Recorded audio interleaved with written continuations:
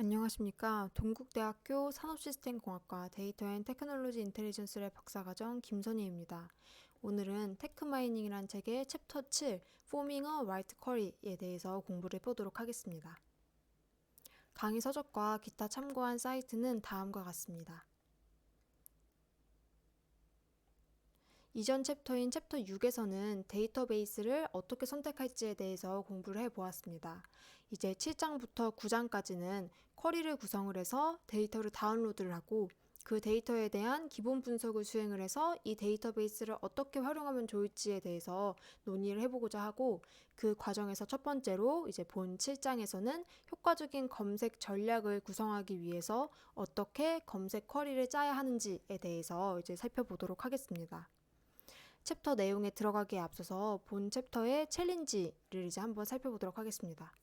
본 챕터에서는 이 6장에서 이제 예시를 들었던 이제 가상의 비영리 단체에 대한 예시로 이제 계속 챌린지를 이어나가고 있고, 이 재단이 과학 연구를 위해서 공적 자금을 보충을 하고 있고, 이런 공적 자금을 어떤 과학 연구를 통해서 보조금을 제공을 하고 있는데, 그런 보조금 제공 프로세스를 강화하기를 원하는 상황을 가정을 하고 있습니다. 그래서 이러한 목표를 감안할 때 이 재단이 어떤 과학 및 어떤 기술 분야를 모니터링을 해서 이제 공적 자금을 줄 그 대상으로 선정을 하는지, 그 모니터링할 대상 기술 분야를 선택을 해야 되기 때문에 이런 재단이 중요한 개발을 추적을 하는데 도움이 될 수 있도록 데이터베이스 쿼리를 공식화하여서 제안하는 것을 이제 본 챕터에서 이제 챌린지로 상황을 가정을 하고 있습니다. 그래서 이러한 가정에 맞추어서 뒤쪽의 예시들도 이제 계속해서 이제 나와주고 있습니다. 그래서 가장 먼저 이 연구 요구 사항을 더 잘 충족하기 위한 쿼리 변경에 대해서 살펴보도록 하겠습니다. 테크 마이닝은 한 번에 끝나는 프로세스가 아니라 반복적으로 이제 계속해서 이루어져야 하는 프로세스라고 하고 있습니다. 그리고 이렇게 반복되는 프로세스 상에서 항상 같은 데이터를 이용하는 것이 아니라 더 나은 연구를 위해서 이 쿼리를 수정을 해서 더 나은, 더 목적에 부합한 새로운 데이터를 수집하는 것이 중요하다라고 이야기를 하고 있습니다. 그래서 이런 반복되는 단계에서 이제 조사 중인 해당 주제에 대해서 깊게 배울 수가 있다라고 얘기를 하고 있고, 어떤 경우에는 이 진행하고 있는 연구를 이제 끝까지 이제 완료하는 것이 좋은 경우도 있지만, 또 다른 경우에는 이 조사하다 보니까 이 부분이 내가 목적으로 했던 조사가 아니다. 그러면 내가 원하는 조사를 하려면 어떤 데이터를 수집을 해야 되지? 라고 이제 다시 처음으로 돌아가서 새 쿼리를 작성하는 것부터 시작을 해야 되는 경우가 있다라고 이야기를 하고 있습니다. 또한 이 책에서 이제 얘기하고 있는 부분은 연구 목적이나 이 데이터를 왜 이용하려고 하는지 그런 것들과는 상관없이 최상의 쿼리를 찾기 위해서, 즉 이제 분석을 하고자 하는 대상 데이터를 찾기 위해서 그 검색 쿼리를 작성하는데 시간을 투자하는 것이 중요하다라고 이야기를 하고 있습니다. 그래서 본 책에서 이제 뒤쪽에서도 얘기를 해보겠지만, 핵심 용어나 특정한 사람, 장소 혹은 그 문서가 나오는 데이터베이스나 기사 혹은 인덱스를 이제 기반으로 쿼리를 작성할 수 있다라고 얘기를 하고 있고, 본 챕터에서는 이런 위쪽에 나왔던 주제들과 관련을 해서 이제 다음과 같은 세부 주제들을 살펴보고자 하고 있습니다. 첫 번째는 쿼리를 구성하는 방법과 쿼리 선택이 결과에 미치는 영향에 대해서 살펴보고자 합니다. 두 번째로는 검색된 기사의 품질을 측정하는, 내가 과연 검색을 잘했는지 못했는지, 이 쿼리를 잘 작성한 것인지 아닌 것인지에 대한 그 품질 측정하는 방법에 대해서 논의를 해보고자 합니다. 다음으로는 이제 연구 요구사항을 더 잘 충족하기 위해서 쿼리를 수정하는 방법에 대해서 살펴보고자 합니다. 이제 본 챕터에서는 이제 특허 검색에 대한 내용도 조금은 다루고 있지만, 이 특허 검색은 이제 12장에서 보다 상세하게 다룬다라고 이야기를 하고 있습니다. 일반적인 검색 쿼리 작성 프로세스는 검색 대상 주제 영역 그리고 관련 단어들을 쭉 나열하는 것부터 시작을 한다고 합니다. 그래서 내가 어떤 부분을 검색을 할지 정해진다면 그 부분을 잘 표현하는 단어들을 선정을 한다고 합니다. 다음으로는 그 단어들을 이용을 해서 검색 쿼리, 이 특정한 서치 로직을 만든 다음에 검색 대상 문서의 유형을 선택을 합니다. 예를 들어서 특허를 선택을 할 건지, 특허를 조사를 할 건지, 뉴스를 조사를 할 건지, 뭐 혹은 아티클을 조사를 할 건지, 뭐 컨퍼런스 페이퍼를 조사를 할 건지, 책을 조사할 건지 그런 이 검색 대상의 문서의 유형을 선택을 하게 됩니다. 다음으로는 어떤 데이터베이스에서 그 데이터를 수집을 할지 데이터베이스를 선택하는 과정이고, 그 다음으로는 이제 샘플로 이제 작은 양의 데이터, 예를 들어서 뭐 시간을 한정시킨다든지 이런 방법으로 적은 양의 데이터를 수집을 해보고 그 결과를 보고 내가 원하는 데이터가 나왔다. 그럼 이제 그거를 풀셋으로 다운을 받고, 혹은 아니라면 조금씩 수정하는 과정을 이제 거쳐서 이제 다시 앞쪽으로 가서 이 과정을 수행을 한다라고 합니다. 그래서 일반적인 검색 쿼리 작성 프로세스는 다음과 같은 단계로 이루어지고 있습니다. 그러면 이런 단계에서 효과적인 검색을 위해서는 어떤 것을 고려해야 될지 이 책은 두 가지에 대해서 두 가지 측면을 이야기를 하고 있습니다. 첫 번째는 검색의 폭, 검색을 넓게 할 건지 좁게 할 건지, 두 번째로는 이 검색을 할 때 뭐 과학적인 언어를 이용할 건지 혹은 자연 언어를 이용할 건지, 이렇게 두 가지 측면을 고려해야 한다라고 이야기를 하고 있습니다. 이렇게 이 검색을 할 때 고려해야 되는 두 가지 측면을 살펴보기에 앞서서 먼저 이 불린 알지브라 쿼리에 대해서 살펴보도록 하겠습니다. 이 불린 대수 쿼리라는 것은 사용자가 쿼리를 정확하게 지정할 수 있도록 and, or, not을 이제 표현한 포함한 일련의 선택 연산자를 적용하는 검색 방식이라고 하고 있습니다. 이제 데이터 테크놀로지 인텔리전스 랩에서는 특허 검색을 위해서 이런 특허 쿼리를 작성함에 있어서 이런 불린 알지브라 쿼리를 이제 많이 이용을 하고 있고, 이 검색 방법으로는 집합 이론을 사용해서 기사를 선택을 하고 구분을 하게 됩니다. 이제 모두 아시겠지만 and는 이제 x랑 y가 모두 일치할 경우, 그리고 이제 이 모든 용어의 논리적인 and는 이제 or로 표현을 할 수가 있고, or은 x나 혹은 y 둘 중에 하나만 일치하는 경우, 그리고 이거는 이제 모든 용어에서는 이제 any로 표현이 될 수 있고, not 같은 경우에는 결과가 일치하지 않음을 이제 의미하는 이제 모든 용어의 논리적인 이용으로는 none으로 이제 이용이 될 수가 있습니다. 이제 이 다음부터 이제 특허가 아니라 이 데이터를 검색을 할 때 살펴봐야 되는 두 가지 측면에 대해서 살펴보도록 하겠습니다. 첫 번째는 이 쿼리의 이제 넓이입니다.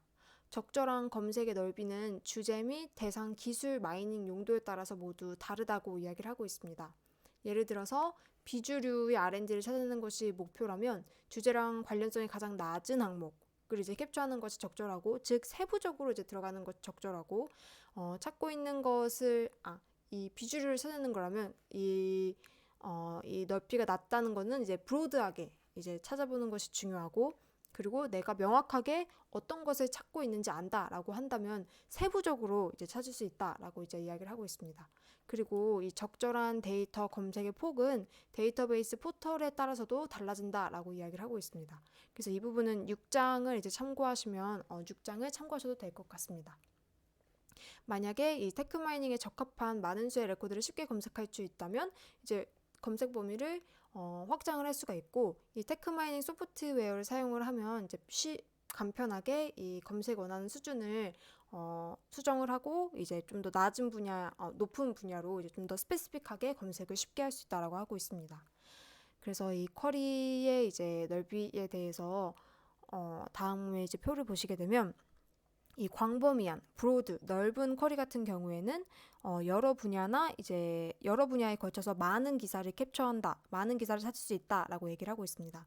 그리고 이제 두 번째로 이 아이디어 전달 형태의 과학적인 진보는 이런 넓은 검색에서 잘 포착이 된다라고 이야기를 하고 있습니다. 반면에 이제 좁은 분야, 내로우한 검색 같은 경우에는 보다 구체적인 성격의 더 적은 수의 기사를 캡처를 할 수가 있고, 연구 집중 형태, 아이디어 전달이 아닌 연구 집중 형태의 과학적 진보는 이러한 내로우한 쿼리에서 잘 찾아볼 수가 있다라고 정리가 되어 있습니다. 이 쿼리의 넓이와 관련해서 유의해야 할 사항으로는 이제 다음과 같은 것들이 있습니다. 특정 조사 주제는 해당 주제가 시작된 과학 분야의 이름을 사용하는 것보다 생산적인, 더 좋은 검색 결과를 나타내는 쿼리인 경우가 많습니다. 예를 들어서 이 아래 예시를 보시게 되면 이 트랜스제닉 플랜트라는 이제 단어는 유전자 삽입을 한, 유전자 변형을 한 플랜트, 유전자 변형 식물이라는 뜻입니다.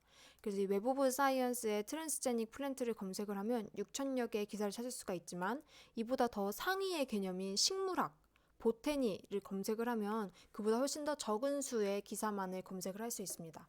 이렇듯이 뭐 어떤 특정한 주제는 그 해당 주제를 이용하는 것이 더 큰 이제 그 상위의 개념을 검색하는 것보다 좋은 결과를 나타내는 경우가 많습니다.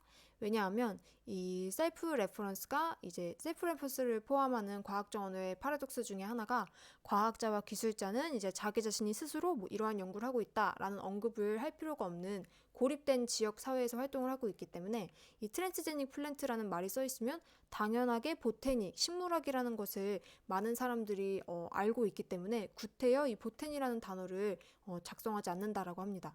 그래서 이 트랜스제닉이라는 플랜트, 이 세부 분야에 대한 이 단어만 그 해당 문서에서 나와 있고 그렇기 때문에 특정한 아주 세부적인 그런 주제를 이용하는 것이 그보다 상위 개념의 주제를 이용하는 것보다 검색이 쉬운 경우가 있다라고 합니다. 이러한 부분을 이 쿼리 넓이와 관련해서 유의해야 할 사항으로 이제 살펴보았습니다. 그 다음으로는 너비 말고 이 언어의 특징에 대해서도 이 쿼리에서 고려해야 될 측면이 있습니다. 이 언어라는 것은 다양한 종류로 나눠질 수 있지만 이제 본 챕터에서 이야기하는 언어의 차이는 자연어와 과학적 언어의 차이입니다.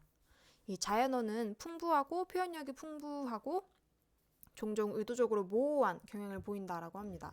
그래서 원래는 자연어와 대조적인 개념은 기계 언어이지만 이제 본 챕터에서는 자연어랑 대조적인 언어를 과학 언어라고 이야기를 하고 있습니다.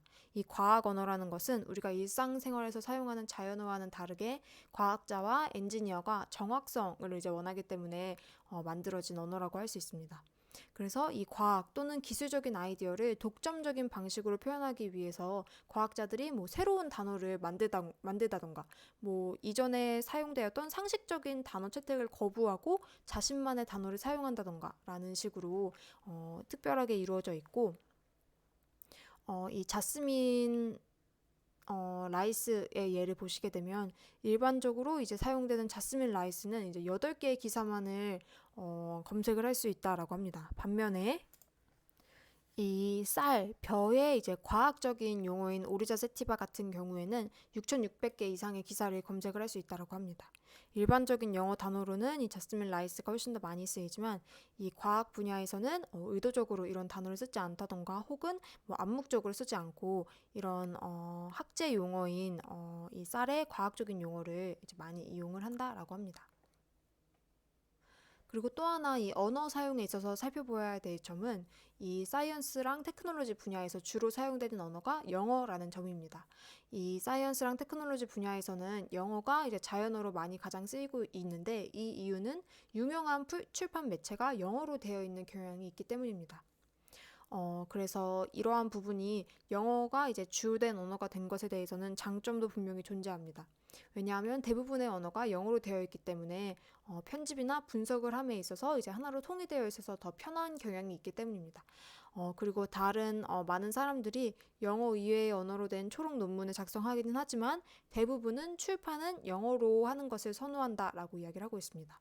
그리고 여기서 또 하나 이 책이 짚고 가는 점은 영어가 모국어가 아닌 사람들을 대상으로 이제 출판, 이 논문을 평가를 할 때 주의해야 될 점이 비영어권 국가나 영어권 국가에 있는 사람들은 다소 과소평가되는 경향이 있다라고 이야기를 하고 있습니다. 왜냐하면 이제 비영어권 국가 사람들은 이제 이 연구적인 성과를 영어로 작성하지 않고 다른 언어로 작성하는 경우도 있기 때문에 그러한 점에 있어서 비영어권 사람들의 이제 연구 성과가 과소평가가 되고 있다라고도 이야기를 하고 있습니다. 그럼 다시 이제 자연어랑 이제 과학적 언어로 돌아와서 이 둘의 차이의 이제 구체적인 예를 이제 이야기해 보도록 하겠습니다. 이 예시를 보시게 되면 이 나노 기술이라는 용어는 이제 전문적인 과학 용어, 과학 저널에서는 많이 사용되지 않고 초분자 화학이라는 말을 많이 사용을 한다라고 합니다. 사실 이 두 개의 단어는 같은 단어이지만 같은 기술 분야를 통칭하는 말이긴 하지만 실제로 이 전문적인 학술지에서는 나노라는 말은 쓰지 않고 초분자 화학이라는 이제 단어를 많이 사용한다라는 것이 이 자연어와 과학적 언어를 이제 차이점을 이제 보여주는 그 이제 단적인 예라고 할 수 있습니다. 그래서 필요한 검색 결과를 얻기 위해서는 이런 자연어랑 과학적인 언어 이 두 개를 모두 이용해서 여러 조건에서 시도하는 것이 중요하다라고 이야기를 하고 있습니다. 그리고 이 자연어로 검색을 했을 때랑 과학적 언어로 검색했을 때에는 이제 몇 가지 차이점이 존재하는데 이 책에서는 이제 다양한 목적을 위해서 그 두 유형의 용어를 결합을 하는 것이 가장 풍부한 결과를 얻을 수 있다라고 이야기를 하고 있습니다. 그래서 과학적인 언어를 이용했을 때를 먼저 살펴보도록 하겠습니다. 과학적인 언어를 사용을 하면 과학의 수행을 포착할 가능성이 더 높고 풍부한 논문을 포착할 가능성이 더 높다라고 하고 있습니다. 또한 이제 특정한 연구 관심 분야를 포착할 때 그런 가능성이 더 높고 이론적인 아이디어나 이제 정체된 연구의 분야, 내생적인 변화의 풍부한 소스 등을 이제 발견하기에 좋다라고 이야기를 하고 있습니다. 반면에 자연 언어를 이용을 하게 되면 광범위한 이제 관심의 기사를 포착을 할 수가 있고 다학문, 다학제의 연구를 포착할 가능성이 높다라고 합니다. 또한 높은 사회적인 관심이나 문제가 있는 그런 연구를 포착할 수 있는 가능성이 높고 이제 외생적 변화의 풍부한 소스를 이제 발견할 수 있다라는 장점이 있다라고 합니다. 그래서 다시 정리해서 얘기하면 이 사이언티픽한 랭귀지를 이용을 하게 되면 보다 이 학제 내에서의 이제 연구나 그 과학기술 안에서의 이제 상세한 부분에 대한 검색이 용이하고 이 내추럴 언어, 자연 언어를 이용하게 되면 학제 간의 연구라던가 사회적인 관심이 있는 보다 높은 레벨의 이제 연구를 검색하기에 쉽다라고 이제 이야기를 하고 있습니다. 이제 이때에도 이제 동음이어와 관련된 유의사항이 존재하는데요. 이 동음이어를 이제 해결하려면 아까도 말했다시피 이 테크 마이닝 과정을 이제 일회성으로 수행하는 것이 아니라 반복적으로 이제 수행을 해서 쿼리를 개선시키는 과정이 필요하다라고 이야기를 하고 있습니다. 그래서 이 또 하나의 이야기로 만약에 새로운 이 사이언스 테크놀로지를 이제 개발하려고 할 때 검색을 어떻게 하는 것이 좋을까에 대해서 이제 이야기를 해보도록 하겠습니다. 이 테크마이닝은 개인이 이 새로운 사이언스나 테크놀로지 개발을 모니터링 하는데 굉장히 큰 도움이 된다라고 합니다. 이 기술 개발의 두 가지 방식이 있는데 첫 번째는 상향식 방식이 있고 두 번째는 재결합 방식이 있다라고 합니다. 이 상향식 방식은 과학의 최전선에 있는 과학자나 엔지니어가 새로운 기술이나 과학을 발견하는 것이고 재결합 방식은 기존에 있었던 기술들이 조합돼서 새로운 기술이 되는 방식입니다. 그래서 이 상향식 방식의 경우에는 좁게 맞춘 쿼리, 내로우한 쿼리가 이제 이 상향식의 기술 개발 동향을 살펴보기에 최적화되어 있다라고 이야기를 하고 있고 이 재결합 방식 같은 경우에는 보다 이제 브로드한 그런 쿼리가 좀 더 볼드한 쿼리가 더 좋게 이 재결합하는 기술들을 포착을 할 수 있다라고 이야기를 하고 있습니다. 이제 앞서서 계속 말했다시피 이 자연어랑 기술적인 언어 그리고 이제 넓은 검색 방식과 좁은 검색 방식 이런 것들을 모두 균형을 맞추어서 원하는 이제 목적에 따라서 이제 선택을 해서 방향성을 수정하고 잡아가야 된다라고 이제 이야기하는 것이 이제 본 챕터에서 주되게 이야기하는 포인트 중에 하나입니다. 다음으로는 이 쿼리의 이제 종류들을 살펴보도록 하겠습니다. 이 연구에서 이제 크게 이야기하고 있는 것은 이제 노미널, 명목적인 쿼리랑 사이테이션 베이스드 쿼리입니다. 이 명목적인 쿼리 같은 경우는 특정한 사람, 장소, 기사를 아주 명목적으로 정의해 놓고 쿼리를 작성하는 방식이고 사이테이션 기반 방식은 특정한 기사나 저자에 대한 참조를 추적을 해서 쿼리를 작성하는 방식입니다. 그래서 많은 기술이 이제 특정 개인이나 기관, 지역 혹은 국가에 관한 이제 조사를 하게 됩니다. 예를 들어서 이 제네럴 모터스 GM이 이제 경쟁사를 검색을 하고자 할 때 특정한 기관에 대해서 이미 명목적으로 정의를 해두고 이제 분석을 하게 됩니다. 그래서 이러한 경우에는 노미널 쿼리, 이제 명목 쿼리를 이제 이용을 하게 되는 경우입니다.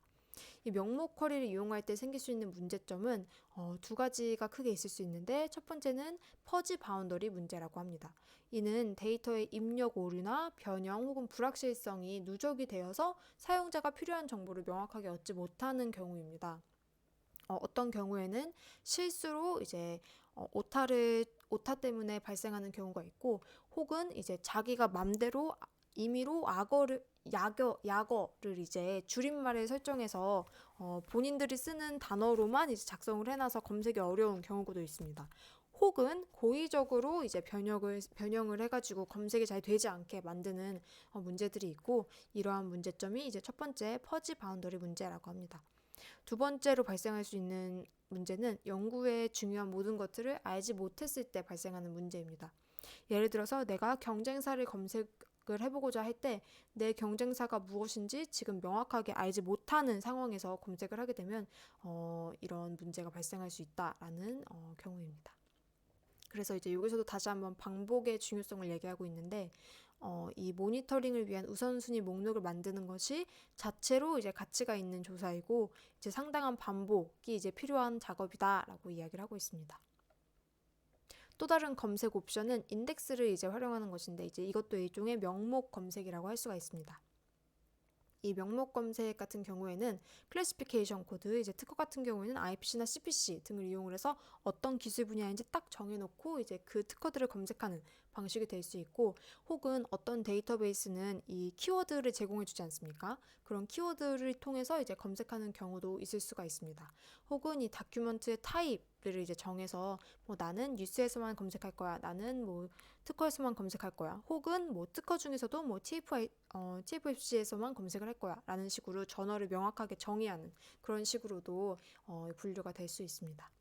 그래서 이런 인덱스 사용은 아까도 살짝 이제 이야기했지만 특허 검색에서 특히 중요하다라고 언급이 되고 있고, 12장에서 이제 이와 관련된 내용을 상세하게 살펴보도록 하겠습니다. 다음으로 할 수 있는 검색 방법은 이제 사이테이션을 기반으로 한 이 검색 방식입니다. 이 참조 데이터 같은 경우에는 과학자들은 그 논문을 쓸 때 이제 다른 논문을 참조를 하고, 이제 특허 같은 경우도 다른 특허 혹은 다른 이제 논문들을 이제 인용을 해서 내가 이 연구를 할 때 어떤 연구를 참고를 했다를 이제 명확하게 밝히는 데이터입니다. 그래서 이런 지적 및 사회적인 유대를 확인하기 위해서 인용 네트워크를 작성을 할 수가 있고, 이 인용 네트워크를 통해서 이 특정한 기술 분야를 이제 쉽게 탐색을 할 수가 있습니다. 이 여러 데이터베이스가 이 참조, 사이테이션 데이터를 이제 제공을 할 수 있기 때문에 다양한 부분에서 이 데이터베이스를 이용을 하면 사이테이션 기반의 쿼리 작성도 이제 가능하게 됩니다. 이때 조심해야 될 사항은 인용은 풍부하지만 모호한 기사 관련성과 가치의 척도에 대해서도 이제 살펴보아야 합니다. 예를 들어서 특정한 저자는 자기 확대를 통해서 자기 작업을 별로 이 논문과 관계도 없는데 막 참조를 하는 경우가 있습니다. 또 어떤 경우에는 이 논문에서 이제 좋은 방식으로 이 연구를 갖다 썼다가 아니라 해당 연구를 비판하는 이유로 그 연구를 참조하는 경우도 있습니다. 두 번째로 인용 기반 검색은 결과적으로 이제 내가 원하지 않는 기사 모음을 생성할 수 있다라는 조심해야 될 점도 있습니다. 인용의 의미는 관련된 이 사이언스 테크놀로지 커뮤니티에 따라 다르게 됩니다. 어떤 기술 분야에서는 이 인용을 굉장히 신중하게 하는 반면에 어떤 기술 분야에서는 이 인용을 되게 많이 브로드하게 하는 경우가 있기 때문에 이런 기술 분야에 따라서도 인용의 의미가 다르다라고 이야기를 하고 있습니다. 그래서 다시 한번 여기서도 반복의 중요성을 얘기를 하고 있는데, 완벽한 네트워크를 묘사를 하려면 반복적인 데이터 수집과 반복적인 분석이 필요하다라고 이야기를 하고 있습니다. 그래서 일반적으로 테크마이닝은 인용 기반 쿼리를 다른 쿼리랑 결합을 해서 이용을 해야 된다라고 이야기를 하고 있습니다. 그래서 지금까지 이야기했던 거를 조금 정리를 해보면 이 쿼리의 이제 종류를 이제 자연 언어랑 이 사이언스 언어랑 자연 언어 그리고 이제 넓은 범위랑 좁은 범위를 이제 포함을 해서 이제 나누어 볼 수가 있겠습니다. 다음을 보시게 되면 이 과학적인 언어로 이제 넓은 쿼리를 작성을 하려면 이 스페셜리스트나 R&D 도메인에 대해서 작성을 하는 것이 좋고 저널의 타이틀이나 이 저널의 인덱스 중 하나인 클래시피케이션 혹은 키워드를 이용하는 것이 좋다라고 이야기를 하고 있습니다. 그리고 이 사이언스 언어를 이용한 좁은 분야의 검색, 네로우 쿼리를 작성할 때에는 특정한 저널의 제목, 또 특정한 논문의 이제 제목에 있는 단어들을 이용을 하면 좋고 이 특정한 이 내가 원하는 그 논문에 참조된 다른 문서들을 참조할 수 있다라고 이야기를 하고 있습니다. 그리고 마찬가지로 이제 특정한 장소나 기관, 저자를 이제 이용을 할 수가 있고 이제 좀 더 네로우하게 하려면 연도별로 특정한 구간을 이제 출원된 구간, 이제 발간된 구간을 좁혀서 검색을 할 수도 있다라고 이야기를 하고 있습니다. 그리고 이 내추럴 랭귀지, 자연 언어를 이용하는 경우 같은 경우에는 이 브로드한 쿼리를 작성을 할 때에는 전반적으로 이 사회 경제적인 이슈에 대한 내용이거나 앱스트랙에 있는 단어들을 살펴보면 좋다라고 하고 있고 좀 더 이 자연 언어로 네로우한 검색을 할 때에는 폴리시나 이제 사람들의 이제 인트레스트, 사람들의 관심이 있는 분야에 대해 관심 있는 이 단어들에 대한 쿼리를 이 앱스트랙에서 찾아서 검색을 하면 좋다라고 이야기를 하고 있습니다. 그리고 다음으로는 검색을 시작할 때 이제 사용할 수 있는 쿼리 종류를 이제 제안을 해보고 있습니다. 내가 어떤 목적을 가지고 검색을 할 때 어떤 쿼리 방식을 이용하면 좋을지를 이제 쭉 매핑해 놓은 것이고 실제로 이제 필요한 분석이 있을 때 어떤 식으로 쿼리를 작성하면 좋을지를 이 옆에 있는 서제스천으로 이제 좀 시도를 해볼 수 있을 것 같습니다. 몇 가지 짚고 넘어가자면 테크놀로지 모니터링, 내가 어떤 기술을 계속 관찰하려고 할 때에는 usually term based 용어 검색으로 이제 브로드한 쿼리를 짜는 것이 적절하다. 만약에 내가 어떤 경쟁 기술에 대한 분석을 하고자 할 때에는 명목적으로 해당 경쟁 기술이 무엇인지 이미 딱 정해져 있기 때문에 스페시픽하게 명목적으로 이 작은 분야에 대해서 이제 좀 더 네로우한 검색을 하는 것이 더 좋다라는 식으로 다음과 같이 이제 분석의 목적에 따른 쿼리 작성의 이제 기본 서제스천이 나와 있습니다. 이 다음 장에서는 이제 이 검색한 쿼리가 좋은지 안 좋은지를 평가하는 방법에 대해서 살펴보도록 하겠습니다. 이상적인 쿼리는 정밀도도 리콜도 높고 프리시전도 높은 경우가 가장 이상적인 경우라고 합니다. 이는 외부 노이즈가 없는 관련 기사를 모두 많이 수집하는 경우입니다.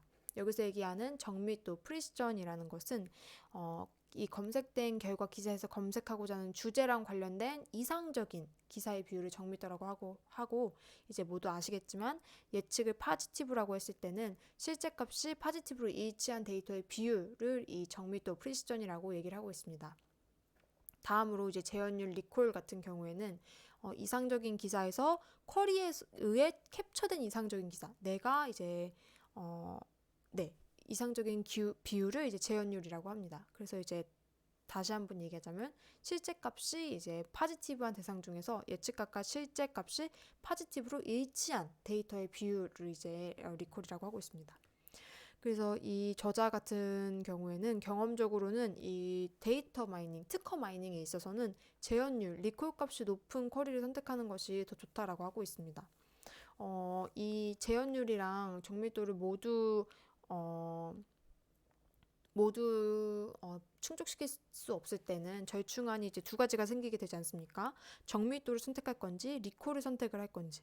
만약에 이런 전밀도를 선택을 하는 경우에는 정밀도가 상대적으로 더 중요한 경우는 실제 네거티브 음성인 데이터 예측을 위해서 이 파지티브를 이제 잘못 판단하게 되면 업무상 큰 영향이 발생하는 경우를 이런 더 높은 정밀도를 선택을 하게 됩니다.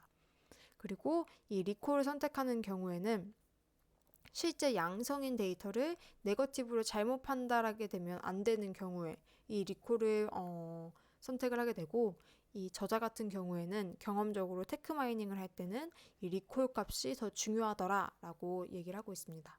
이제 여기서도 좀 좋은 시사점을 얻을 수 있을 것 같습니다. 다음으로는 실제로 이 쿼리를 평가하는 이제 5가지 접근 방법에 대해서 이야기를 하고 있습니다. 이 여러 개의 중복된 검색어랑 검색 소스를 사용하고 결과를 비교하는 경우는 실제 정답 데이터 혹은 다른 검색 방법들을 이용을 해서 비교를 하는 방식인데, 이 경우 같은 경우에는 이상적인 기사 샘플을 만드는 것이 어려울 수가 있고, 이거는 사실 정밀도가 아니라 이제 리콜 값을 이제 평가하는 방식이다라는 한계점이 있습니다. 그리고 두 번째는 지표를 사용하는 방식입니다.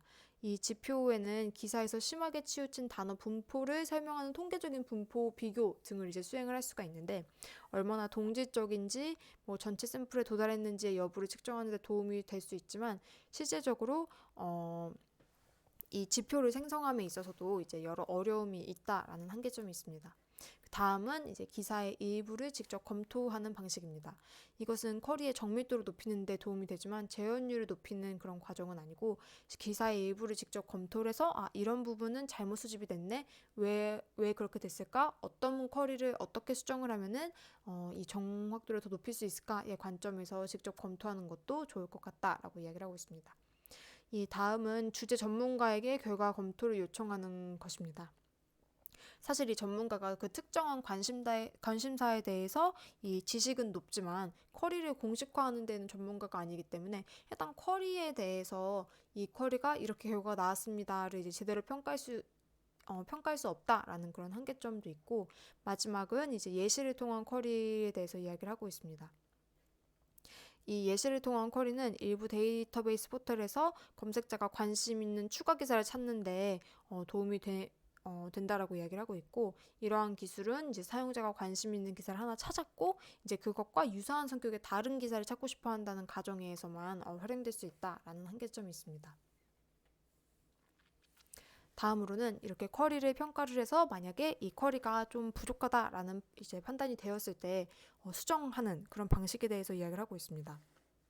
이 쿼리를 수정하는 단계에는 이제 앞서 말했듯이 저런 평가를 통해서 평가 결과가 좋지 않았을 때 수정하는 경우도 있고, 이 정의된 쿼리에 의해서 수집된 데이터 양이 너무 많거나 적은 경우에도 이 쿼리를 재구성을 해야 된다라고 이야기를 하고 있습니다.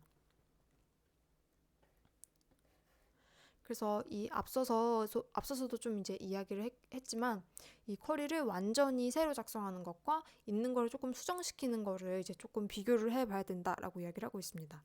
이제 연구에 완전히 적합하지 않는 기사를 이미 다운로드한 경우에는 완전히 새로 선택을 해서 쿼리를 다시 작성해야 되는 그런 경우도 있기 때문에, 전체 다운로드를 할 때는 굉장히 자원도 많이 드는 작업이기 때문에 그 전에 쿼리를 신중하게 검토하는 것이 필요하다라고 이야기를 하고 있습니다.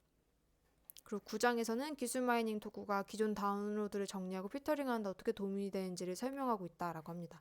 그래서 9장에서도 관련 내용을 좀 더 살펴볼 수 있을 것 같고, 결론적으로 얘기를 하자면 이 쿼리를 수정하는 것도 좋고 새로 만드는 것도 좋지만 어쨌든 다시 만들고 수정하려면 매우 힘드니까 처음부터 잘 작성을 해보자. 하지만 이거를 조금씩 수정시켜서 발전시켜 나가는 것은 반복적인 그런 작업은 반드시 필요하다라는 것이 이제 본책에서 이야기하고 있는 논지입니다. 이 쿼리 수정에서 이제 또 살펴볼 수 있는 것은 동의어에 대한 이야기입니다. 동의어는 쿼리를 강화하고 얻을 수 있는 데이터를 강화할 수 있는 기회를 제공한다라고 합니다. 이 동의어 같은 경우에는 두 개의 별개의 단어가 의미에서 중첩을 나타낼 때 발생을 한다라고 하고, 이게 두 개의 서로 다른 언어 커뮤니티가 공동의 관심사를 공유하지만 그 관심사를 설명하기 위해서 각각 다른 언어를 사용하는 경우, 이제 관점이 달라서 이제 사용하는 언어도 다른 경우라고 할 수가 있습니다. 그래서 이 쿼리에 여러 가지 관련 용어들을 사용을 하면 그 쿼리를 확장을 하고 의도된 기사를 얻을 수 있다고 합니다. 여기에서 이제 턴케이션 오퍼레이터를 이용할 수가 있는데, 이 턴케이션 오퍼레이터는 우리가 특허 검색할 때 많이 이용하는 이 별이라든지 물음표와 같이 뭐 땡땡, 이 물음표 뭐 TION 하면 땡땡땡 션이라는 그런 단어들이 모두 검색이 되는, 즉 단어의 일부에서 이제 이 앞에 있는 검색 용어들을 포함하는 경우를 검색할 수 있는 연산자입니다. 그래서 이런 턴케이션 오퍼레이터를 통해서 이 쿼리를 이제 확장을 할 수 있다라고 얘기를 하고 있습니다.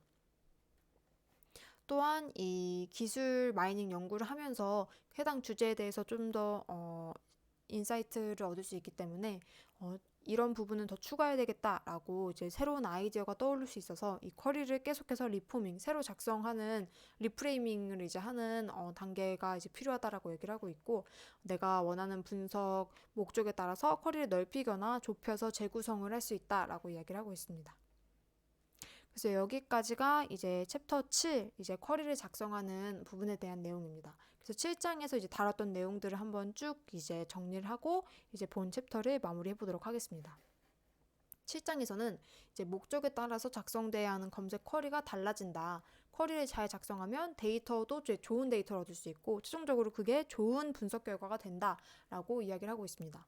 그래서 쿼리 작성 방식은 이 노미널한 방식과 사이테이션 기반 방식으로 나눠질 수 있고, 노미널한 방식은 특정한 사람, 조직, 장소 혹은 인덱싱 구조에 따라서 어떤 특정한 것을 검색을 하는 방식이고, 두 번째 이제 이 사이테이션 기반은 이제 특정한 이 문헌이 이제 참조한 그 이전 연구들을 이용을 해서 하는 검색 방식입니다.